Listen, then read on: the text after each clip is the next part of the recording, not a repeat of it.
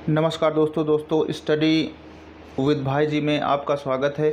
दोस्तों पिछली वीडियो में हमने बात की थी प्रेजेंट इंडेफिनिट टेंस की, और प्रेजेंट इंडेफिनिट टेंस में हमने आपको उसका अफर्मेटिव सेंटेंस बताया था। तो दोस्तों उम्मीद है आपसे कि आपको वो टॉपिक तैयार हो गया होगा।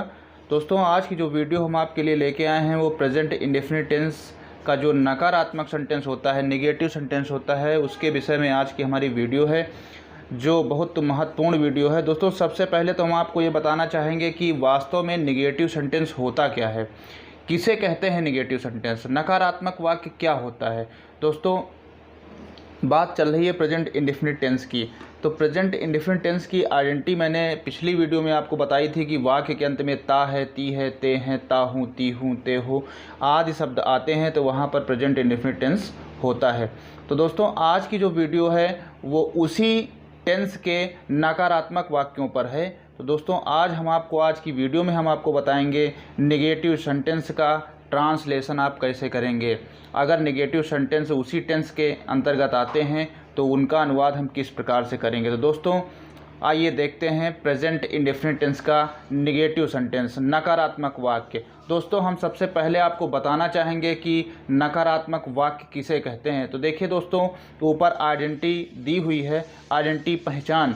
सबसे पहले पहचानते हैं कि नकारात्मक वाक्य होता क्या है। तो दोस्तों आपको बता दें कि जब किसी वाक्य के बीच में नहीं शब्द आता है तो वह नेगेटिव सेंटेंस कहलाता है। जब किसी वाक्य के बीच में नहीं शब्द आता है तो वो नेगेटिव सेंटेंस कहलाता है। तो दोस्तों ये रही आइडेंटिटी। स्ट्रक्चर की अगर हम बात करें तो सबसे पहले हमको सब्जेक्ट लिखना है, उसके बाद डू नॉट या डज नॉट का प्रयोग करना है, वर्ब की फर्स्ट फॉर्म का प्रयोग करना है, plus object plus other word. दोस्तों आपको स्ट्रक्चर दिख रहा होगा। स्ट्रक्चर हमने साफ साफ लिख दिया है कि किस प्रकार से नकारात्मक वाक्यों का अनुवाद आप करेंगे। इस सूत्र की मदद से आप नकारात्मक वाक्यों का अनुवाद आसानी से कर सकते हैं। दोस्तों सबसे पहले सब्जेक्ट आपको लिखना है, उसके बाद डू नॉट डज नॉट में से कोई एक आएगा, प्लस वर्ब की फर्स्ट फॉर्म आएगी, ऑब्जेक्ट आएगा, प्लस अदर वर्ड आएगा। दोस्तों आपको बता दें टेबल हमने बना दिया है इसलिए कि आपकी जो कन्फ्यूज़न है वो दूर कर सके हम, यानी कि डू नॉट कहाँ लगेगा और डज नॉट कहाँ लगेगा। तो दोस्तों डू नॉट की तरफ आप देखेंगे कि नीचे लिखा हुआ है आई माने मैं, वी, यू और दे। तो दोस्तों आई के साथ अगर नहीं शब्द आया है तो वहाँ पे डू नॉट का प्रयोग करेंगे। वी के साथ अगर वाक्य के बीच में नहीं शब्द आया है तो डू नॉट का प्रयोग करेंगे। यू के साथ भी डू नॉट का प्रयोग करेंगे और दे के साथ भी डू नॉट का प्रयोग करेंगे। है वो ही का प्रयोग केवल आपको पुरुषों के लिए करना है और सी का प्रयोग आपको स्त्रियों के लिए करना है। अगर किसी का नाम आ रहा है अगर तो वहाँ स्त्री हो या पुरुष हो तो वहाँ पर आप डज नॉट का प्रयोग करेंगे, यानी ही के साथ भी आप डज नॉट का प्रयोग करेंगे, सी के साथ भी आपको डज नॉट का प्रयोग करना है। किसी का नाम हो तो वहाँ पे डज नॉट का प्रयोग करना है, या फिर इट हो तो वहाँ पर भी आपको डज नॉट का प्रयोग करना है।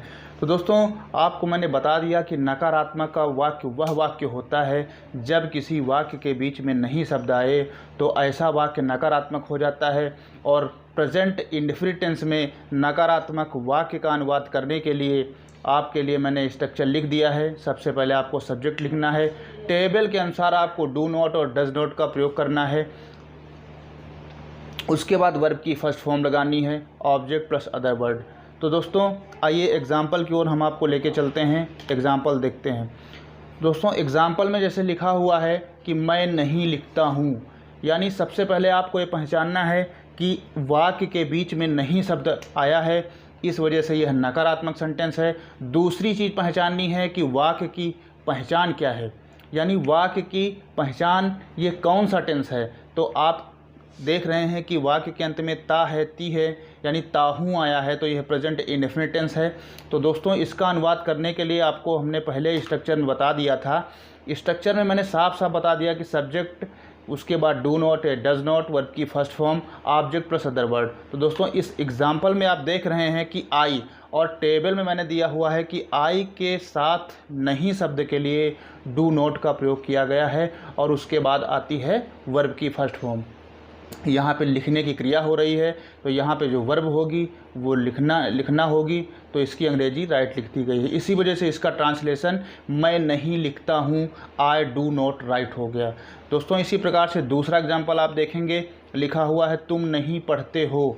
तो इसका आप देखेंगे, सबसे पहले हम सब्जेक्ट अगर ढूंढें तो यहाँ पर सब्जेक्ट यू है और यू के साथ टेबल में डू नॉट का प्रयोग किया गया है, यानी कि यहाँ पे हो जाएगा यू डू नॉट रीड, तुम नहीं पढ़ते हो। इसी प्रकार से दोस्तों अगर तीसरा एग्जाम्पल देखें तो लिखा हुआ है वे नहीं पीते हैं। तो वे की जो स्पेलिंग है वो दे है। आपने देखा कि दे के साथ नहीं शब्द के लिए, दे के साथ नहीं शब्द के लिए डू नॉट का प्रयोग किया गया है। तो दोस्तों एग्जाम्पल पे चलते हैं। तो यहाँ पे दे के साथ हम डू नॉट का प्रयोग कर देंगे। उसके बाद वर्ब की फर्स्ट फॉर्म आती है स्ट्रक्चर के अनुसार। तो यहाँ पे पूछना की जो स्पेलिंग होती है वो आस्क होती है। तो यहाँ पे हो जाएगा दे डू नॉट आस्क। इसी प्रकार से दोस्तों अगर हम चौथा एग्जाम्पल देखें तो लिखा हुआ है तुम नहीं कूदते हो। तो तुम लिखा हुआ है, तो यहाँ पे तुम की अंग्रेजी यू होती है और यू के साथ जो है नहीं शब्द के लिए डू नॉट का प्रयोग करेंगे, जो टेबल में हमने आपको बता दिया है। उसके बाद वर्ब आई है, तो वर्ब यहाँ पे जंप लगा दी गई है। तो इसका ट्रांसलेशन आप देख रहे हैं कि हो गया है कि तुम नहीं कूदते हो, यू डू नॉट जंप। इसी प्रकार से पांचवा एग्जाम्पल दिया हुआ है, लिखा हुआ है कि यह बस पूना नहीं जाती है, यानी यह बस तो एक ही है। तो दोस्तों यह बस की अंग्रेजी दिस बस हो गई, पूना नहीं जाती है। तो यानी यहाँ पे आपने देखा बस जो है वो एक वचन करता है, तो यहाँ पे उसके साथ जो है डज नॉट का प्रयोग किया गया है और उसके बाद वर्ब आनी है। तो यहाँ पे go to Pune, this bus does not go to Pune, this bus does not go to Pune हो गया। तो दोस्तों उम्मीद करते हैं कि आपको ये वीडियो बहुत अच्छी लगी होगी। दोस्तों अगर हमारे चैनल में नए हैं तो हमारे चैनल को सब्सक्राइब करें, लाइक करें और शेयर करें, ताकि सारे बच्चे सही तरीके से पढ़ सकें। और दोस्तों कम से कम 10-10 एग्जाम्पल आप रोज़ बनाइएगा। अगर किसी प्रकार की कोई दिक्कत आ रही तो हमारे कमेंट बॉक्स में आप पूछ सकते हैं। तो दोस्तों इसी तरह से स्टडी विद भाई जी के साथ आप स्टडी करते रहिए। धन्यवाद।